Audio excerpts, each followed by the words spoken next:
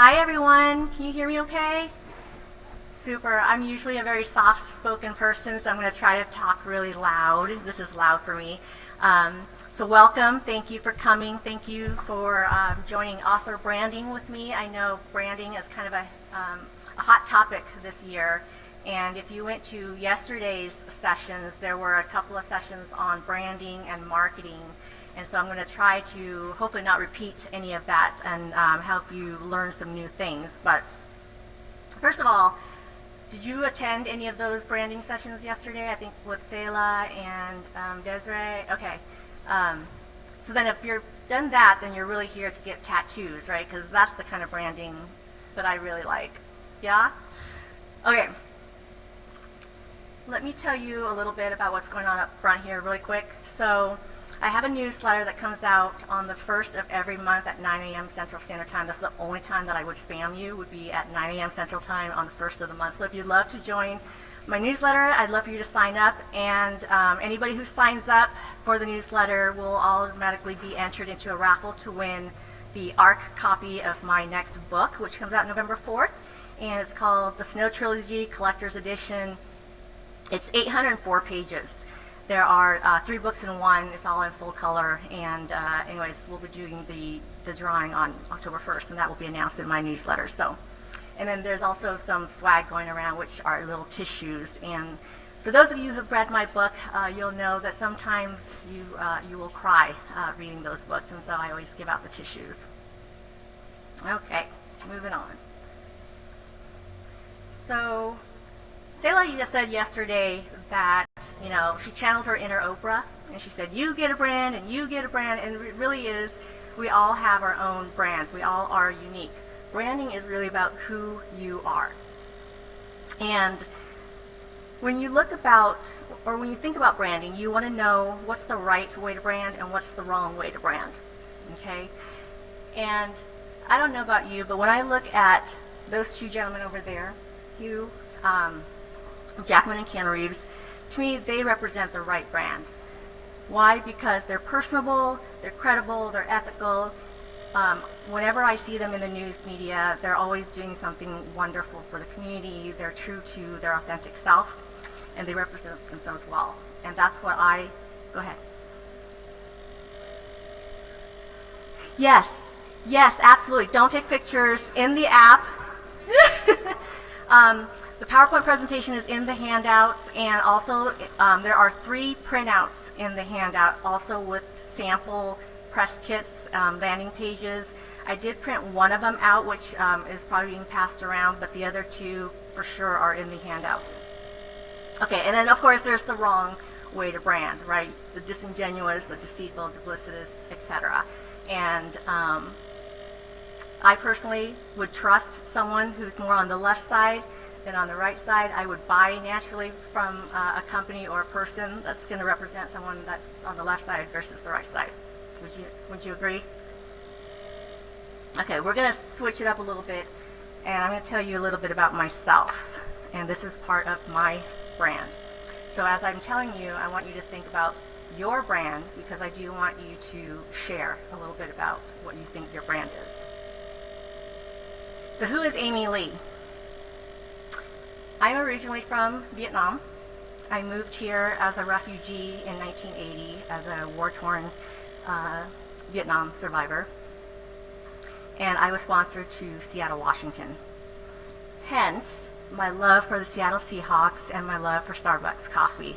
So those are the 2 things that really riled me up. So if you get to know me personally, feel free to bring me any swag that's Seahawks related and coffee. The way to my heart. Okay, moving on a little bit more. So when I think about my brand, this is how I'm going to show you what I'm all about.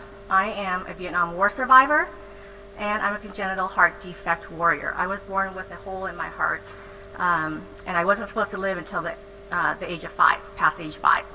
But clearly, I am a lot older than that, and so I was born 9 months before the fall of Saigon, and my family left in 1979 via boat, and it took us several attempts. And what we finally escaped, we ended up in the South China Sea for 5 days and 4 nights, and we ended up in a refugee camp where we lived for a while in Indonesia.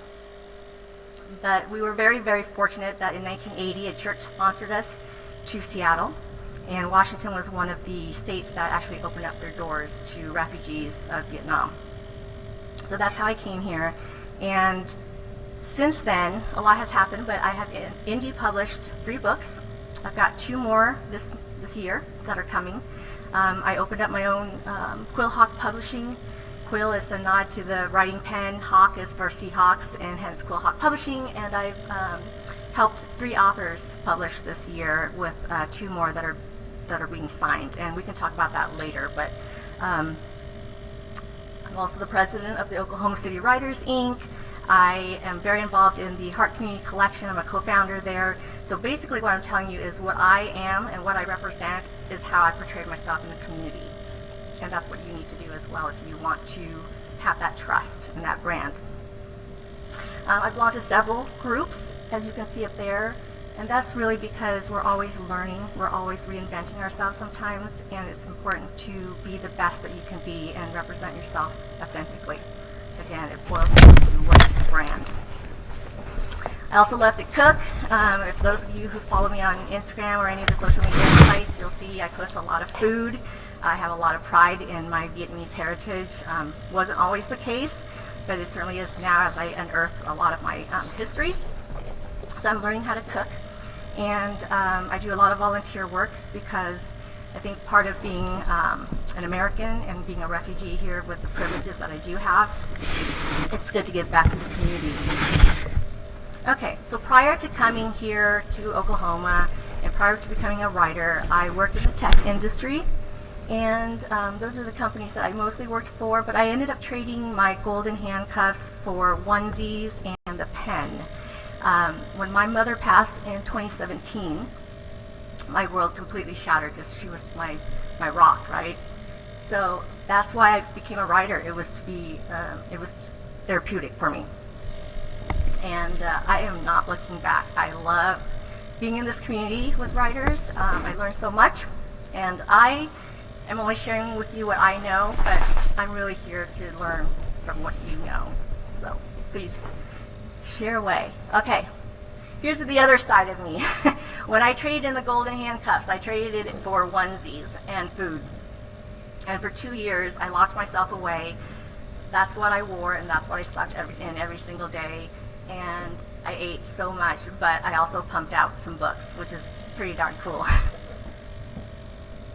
So I want to talk about you, and I want you to think about what your brand is, what you represent, and I'd love for you to share with the rest of us a little bit about yourself. So is there anybody that's willing to share? Thank you.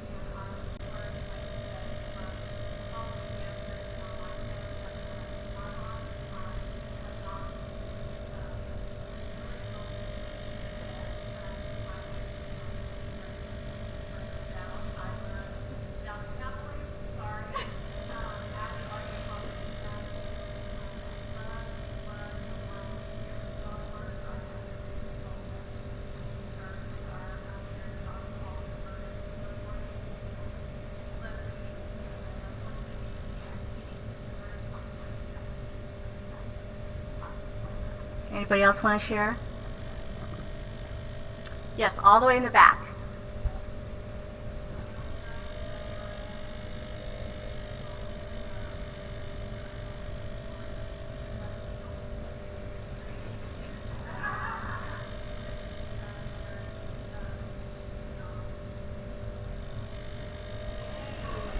Super, thank you. That was very, very brave because I'm an introvert and I'm shy, but I'm learning to be, wait, okay. I want to talk a little bit about author branding. And Shayla Raquel was supposed to have been here yesterday, but one of the books that she wrote is called Author Branding. It's called The 10 Commandments of Author Branding. And she said that you are the brand and your book is the product. And I 100% agree. I think if you represent yourself well, the sales will naturally come because people want to support you, they believe in you, they trust you, and they want to know what you have to offer. So what is a brand? A brand is more than just a logo. Okay? It's more than just a website, and it's more than just your headshot. And we already talked about this. It's what you stand for, it's what you believe in, and it's most important to be your authentic self, to understand your niche and your audience, and to be active in the communities that you serve. So I want you to take a look at these brands. These are the top 10 global brands for 2021. And I'm just kind of curious, do any of those companies resonate with you? And if so, why?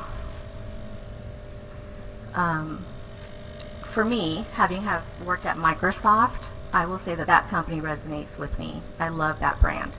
I love what it stands for because they are very huge in serving their community and advancing technology. They're big on diversity. So those are just some of the little things. Facebook is a big brand right now.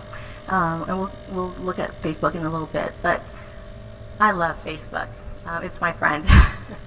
And the reason why is because I feel like I am so well connected with other people and I make myself accessible to other people. But anyways, is there anything out there that you guys resonate with?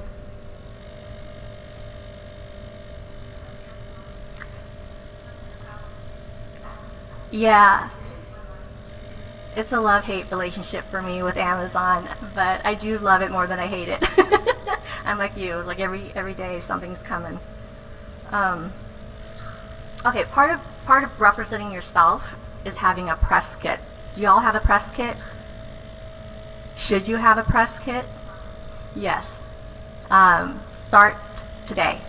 And what I do is I have a computer that I have a folder and it has my press kit in there, and it has documents and pages of stuff in different various styles or versions.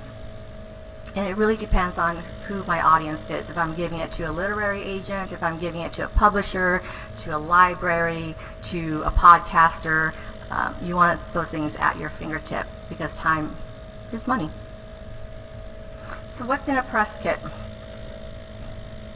It's usually, and again, in the handout that I have on the app, there are 3 samples of what a press kit or a landing page or a media kit looks like. I would encourage you to take a look at them. They're pretty good. One of them is by Liz Gaffro, which I absolutely love. But at a minimum, a press kit should include a few things. It should include your book cover, and most of them only have a front cover, but you can have a back cover. I find it nice to have a back cover sometimes because you can see the actual blurb and you can see sometimes the logo of the publisher, and also the just another little tiny headshot. Log lines and taglines are super important, so are blurbs and synopsises, and again, it really depends on who you are giving this to, right? Because an agent, for example, will probably want to know what a synopsis is for your book, but they're not going. But a librarian, would not want to know the synopsis. And the synopsis will actually tell you the actual ending of the book, the story. Log lines and taglines are super cool. Does anybody know what the difference between the two are? So basically, a tagline is a shorter version of a log line. And if any of you have met Allie Robertson or Alicia Dean, she goes by 2 different names. She does a presentation that's really good on taglines and log lines and how to write them. But there's 2 examples that she gave that I thought were pretty cool. One was about aliens, the Alien movie. So the tagline, "In space, no one can hear you scream." Whereas the log line After responding to a distress signal, a space crew is forced to confront a deadly alien who stows aboard their ship, leaving one member to fend for herself. So you can see it's still, yeah, it's a lot longer, but it tells you a little bit about what the book or the story or the movie's about. Another example is Jaws that she gave. The tagline is, "Don't go in the water." Whereas the logline is, "A sheriff struggles to protect his beach community after a grisly shark attack, but greed rules the Chamber of Commerce." Do you have any questions about what's on here? There's different versions of, for example, an author bio and also a headshot. I would recommend getting different versions of everything because, again, it depends on where you're submitting it to. And my recommendation also is when you're doing your branding to keep it consistent, because if you have several media platforms and on one platform you have a picture of yourself in your onesie like I do, you know, no one's going to know who that is. Is that the same author that was speaking at WriterCon? I don't know. So same thing with your dog. If you're going to have a picture of your dog in one, have a picture of your dog in all of them so we know that's the same person. Social media links. Okay, let me switch gears a little bit. Does anybody like peanut butter and pickles? I see some funny faces. Okay. I don't like pickles and peanut butter, but I have learned to love pickles and peanut butter. And it's kind of like social media. I don't like social media, but if you learned how it works, how it reaches people, if you know your audience, and if you do it regularly, you kind of become your subject matter expert and you feel more confident, and then you feel like, oh my gosh, I do like social media. And then you're like me, posting every single day or 5 times a day. But the other thing that you want to also have in your press kit, obviously, is your contact information, a website, and an email, I think at a minimum. And then publication information about your book. Again, the handout has a really great example where on the left side of it you'll see like the date it was published, your publisher information, website, etc., and then the book specs as well. And hashtags nowadays are so important. I can't recall the website. I'll have to look it up and maybe get back to you guys. But there is a website you can go to where you can punch in the hashtags and you can see how well it's trending. So please remind me to follow up with you on that. Okay, so we're going to talk a little bit about author bios. Not all bios are created equal, right? There's micro bios, short bios, long bios, full bios, and you need to, I recommend you having all of them in your press kit. A micro bio is usually 160 characters, and it's usually good for Twitter. Just a quick little snapshot. For me, I'm a Vietnam War survivor and a CHD warrior. That's it. That's me. And then you have your short, long, and like when I did my presentation for today, you know, Bill Bernhard asked me to send a bio, and I was like, well, which one do you want? And it was a short bio, so have those ready at your fingertips. Now, bios should be written in third person. Why? Because it allows you to use your full name, which allows you to be searchable. If you are just going to say Amy or Lee, how many are there out there? And there actually is a lot of Amy Lees, so I always stick in my middle initial. The other thing about bios is you don't want to write in first person, because if you're saying I all the time, again, how are people going to search for you? And SEOs are super important, which stands for search engine optimization, because you want to be searchable. You want to be found. People want to know how they can connect with you, relate to you, find your books, find your work, find your podcasts, etc. The other thing about bios is it should tell a story. If you are able to write a long bio or a short bio, it's kind of like a tagline or a log line or a synopsis or a blurb. It needs to tell a story. And when you're writing that story, think about your audience, who your readers are. Who are the podcast listeners that you're going to be targeting? And then what are the takeaways that you want them to have? For me, I want you to know that I'm very passionate about refugees, and I'm very passionate about the CHD community. So what I write and the podcast that I go on and what I represent is going to be geared towards that. and you will find your niche and your audience and your brand as well. Okay.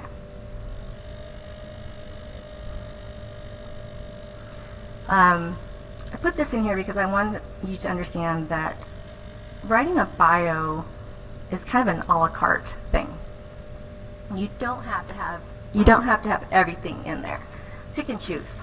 Some of it may be relevant, some of it maybe not. Some of it, like, you don't want to share. Maybe there's no educational history. Maybe you're just, from the school of hard knocks. That's okay.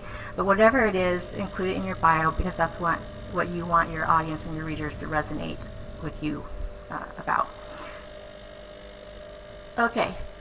So here are the examples. These are the handouts that are in the app. And again, I mentioned that on the left-hand side, there's this Liz's Media Kit. And people interchange the words Media Kit, pitch packet, landing pages. It really depends on how you want to use that. But the one on the left is my favorite, and it's not even mine. She is a member of Telltale Authors, which I actually just got invited to join, so I'm super excited to be a part of that. But you can see on there she's got everything that is possibly needed if she wants to hand it out to someone who wants to know about her work and about herself. And then all of the social media links, which is super important to have. Now, if you hate social media, which we talked about this before, I don't want to be on social media. You need to figure out what you like the most and just pick the one. You don't have to be all over the place, because it could get a little bit challenging to actually try to maintain all those sites, keep the content fresh. And if it's not connected, where you have a business suite where Facebook is connected to Instagram, Instagram's connected to Twitter, you're spending an hour literally posting a bunch of stuff and wondering whether people even care. So, by the way, in the handouts, all those links are active, so you can actually click on them to see more examples of what those pitch packets look like. Okay. Do y'all have merchandise, free swag, things to represent yourself? Okay, I know Stacy does, and I love her hand sanitizer. Did you in the back, I think you raised your hand. What do you have? Your website is your swag. How do you give that away? How do you give your website swag away, your merchandise? Okay, so it's more of a commercial commerce site. Okay. Well, when I think about merchandise, I think about something we all get, right? Free promotional stuff. And you saw on there that I have tissue. One, it's really, really light and easy to carry and easy to ship. Because when I travel to different places and I do book signings, I would rather ship tissue than, 1,000 pens. But think about your swag, something that represents you and really represents your books, right? My books tend to make people cry, hence the tissues. Business cards, at a minimum, please get business cards. They're not that expensive and they're amazing swag. It can have everything on there, especially your website.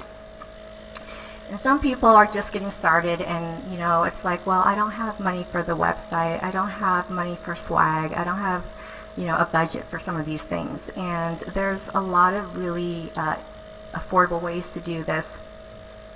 Again, business cards can last a long, long time, and I think that can be also a bookmark.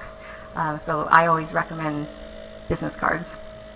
But I use a combination of Oriental Trading and Vistaprint and Sticker Mule. You'll find certain sites that you really like, companies that you really like, that you'll start to use again, and as you start to use them, you'll get discounts and promo codes and all this other stuff, and special deals. Sticker Mule has amazing deals, which I use when I send out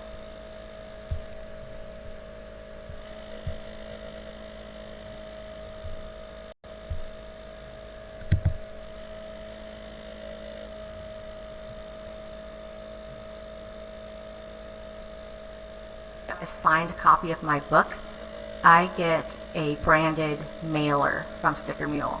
So it's a mailer, like a FedEx mailer, for example, right? And it's got my book cover on it. Put my book in there, I ship it off through Media Rate, and I'm just hoping it passes so many hands where the cover is shown. So I'm always thinking about branding.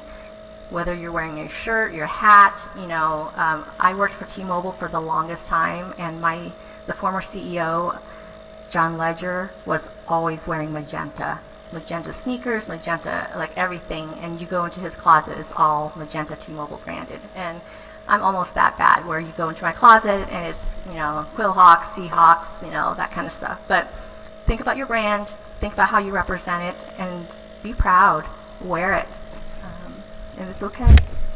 And go ahead. Sticker Mule. They have everything from keychains to buttons to toy mailers, you name it. They even have a mule sauce that's spicy, that's kind of fun to try. And then when I go to book signings, I always make sure things are branded. I have a big old tablecloth, just like what's in front of you, that has my website and my one of my book covers and my image and that kind, and a website. So always be thinking about how you can brand yourself and how you can wear it and how you can represent it and how you can share it as it goes from one county, to the next. I use a lot of Shutterfly as well. So Vistaprint, Shutterfly, Nations Photo Lab. And then MailChimp. Do you guys use MailChimp?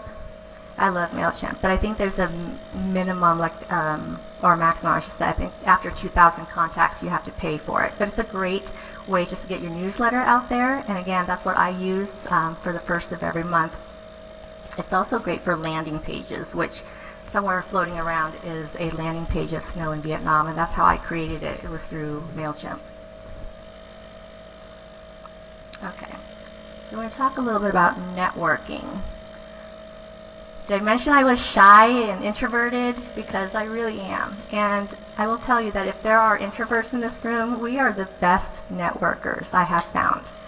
Why? It's because we like to have the deep relationships. We like to have the one-on-one connections. We're not salesy, hence we're trustworthy. Now, that's not to say that extroverts are not that way as well. You're just a lot better, I think, at getting yourself out there. But it's okay to be introverts, and it's okay to be shy, because at the end of the day, when you have those one-on-one connections, you start to build your comfort zone. And the next thing you know, you walk into a room and you have 30 of your most closest friends because you've had your one-on-one connections with them. And all of a sudden you're the life of the party, and everybody thinks you're an extrovert. Everybody thinks you know everybody because you just know them so individually. So my point is, fake it until you make it, and that's okay. Expand your comfort zone. These are names of some of the most shyest and most introverted people.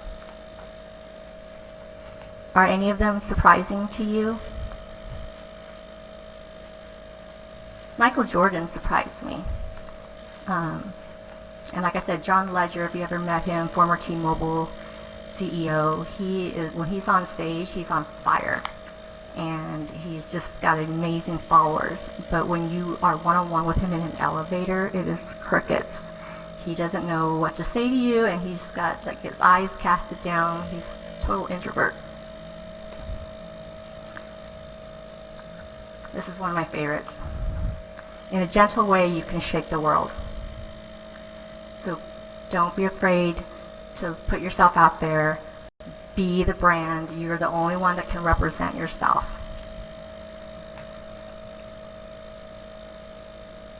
Okay. So I talked a little bit earlier about pickles and peanut butter, which is how I felt about social media when I first started, and now I love it. It's a great way to stay in touch with people. It's a great way to stalk them and feel like you know them before you actually have the nerves to approach them. That's what I did with Alicia Dean. She doesn't know this. This is Allie Robertson with Wild Rose Press. Interestingly, I met her in Seattle at the Pacific Northwest Writers Association, and when I wrote Snow in Vietnam, I knew I wanted to publish with Wild Rose Press, just because of the things that I've heard.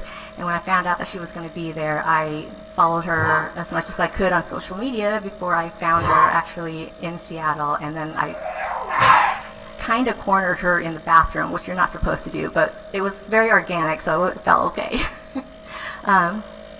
And she ended up being my editor for Snow in Vietnam, which was pretty darn cool. So here's a little bit of statistics. So I don't know if any of you have ever researched or searched your name on the internet, but it's very interesting, and I think everybody should try that at least once and see. Has anybody done that? You have? Okay. Sharon, what did you find back there when you binged your name or Googled your name?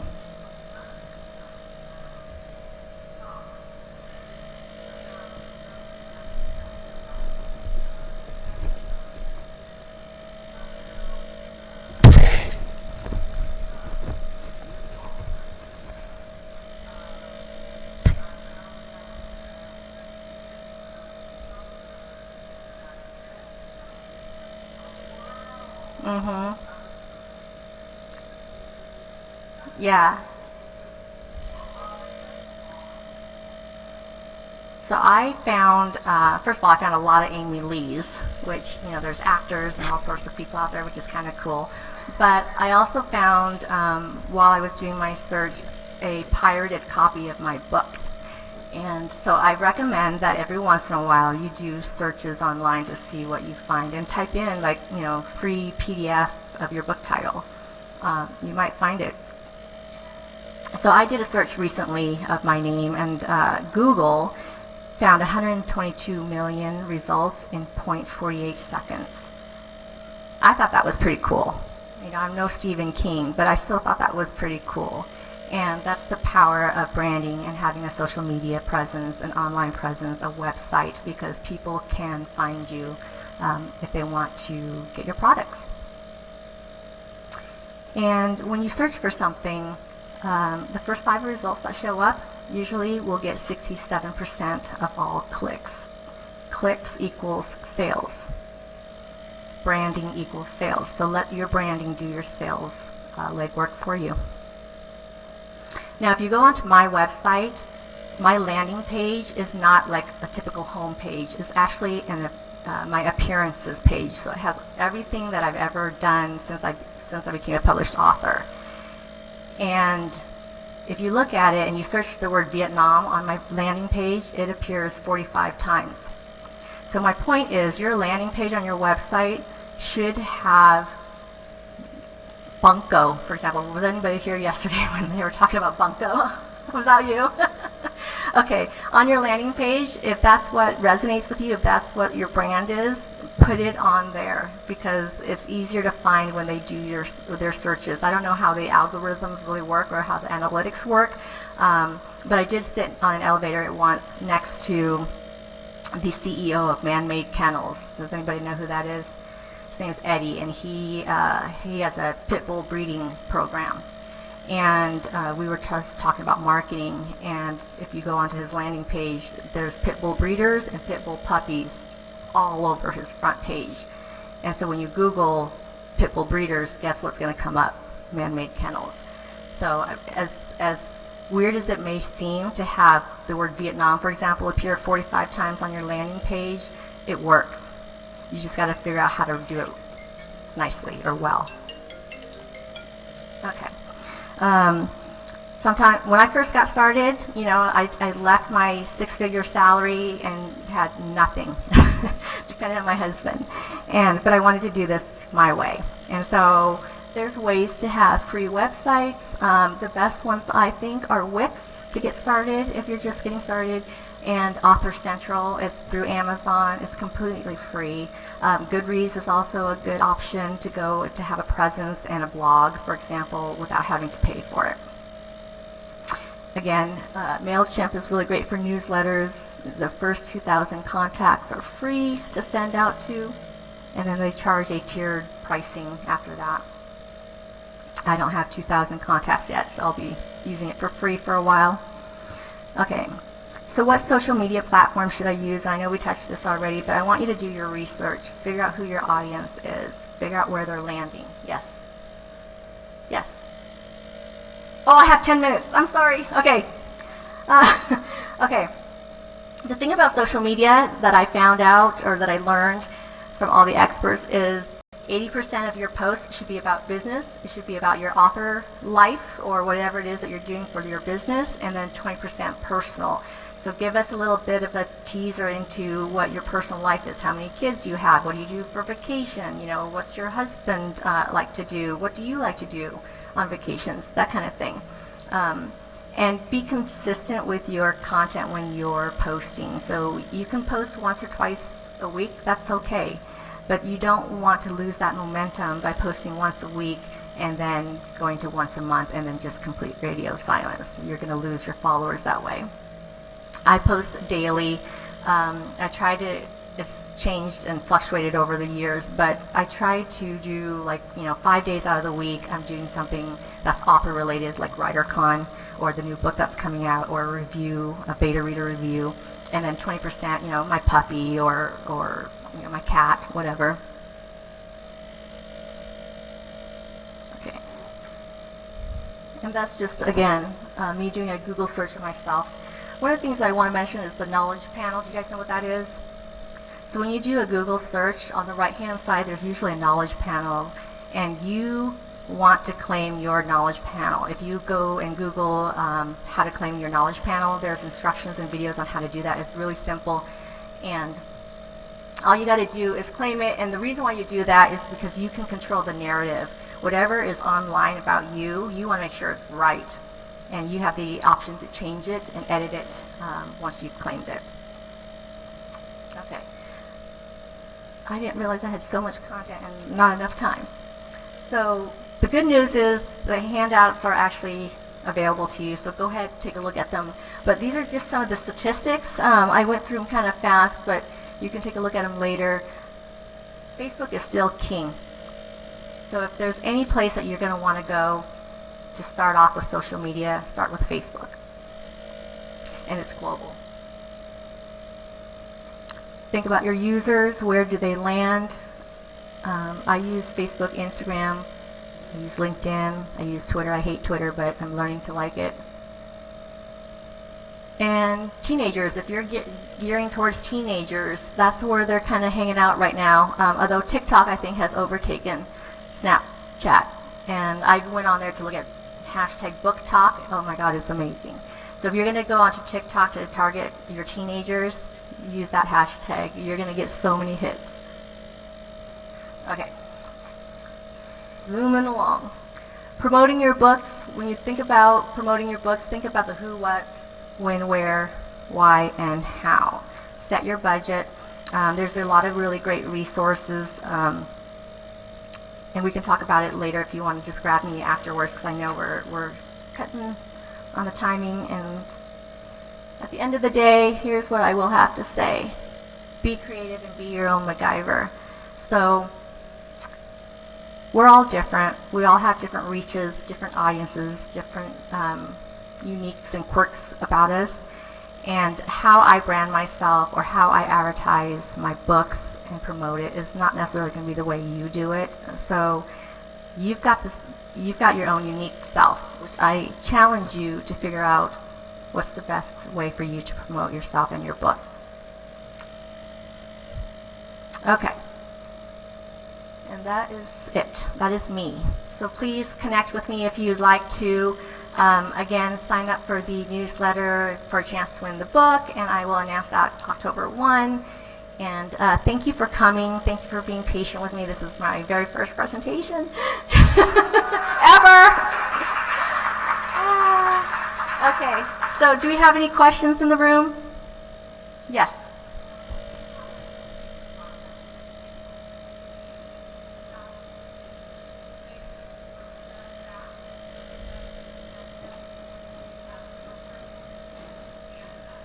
So the question is, if you have a podcast, should you have your own just for the podcast? Or it really depends on your audience, and if it crosses, then I would say have one. because then you're managing multiple, and that can get really a pain in the ass. Yeah. Yeah, and when I wish I knew this earlier, because now I have like so many different websites or platforms in different places, and it's a pain, and I wish I had known in the beginning to consolidate. And again, it goes to that 80-20% rule. You know, you can still have your professional life out there and have those followers, but give the 20% of the personal. Yes? How do you claim your knowledge panel? Okay, it's really easy. You create an account, and again, Google this, and there's a YouTube video on how to do this. But you basically go onto this website, you create an account, you type in your name and your website address and all these little things that they'll ask you to fill out on the form. The one thing that made me a little bit uncomfortable was that you take a picture, a selfie of yourself with your driver's license, but you cover your driver's license with your finger so that all you see is your face and your name. And you know, your finger is kind of fat when you put it against a driver's license, so you really don't see any of the personal information.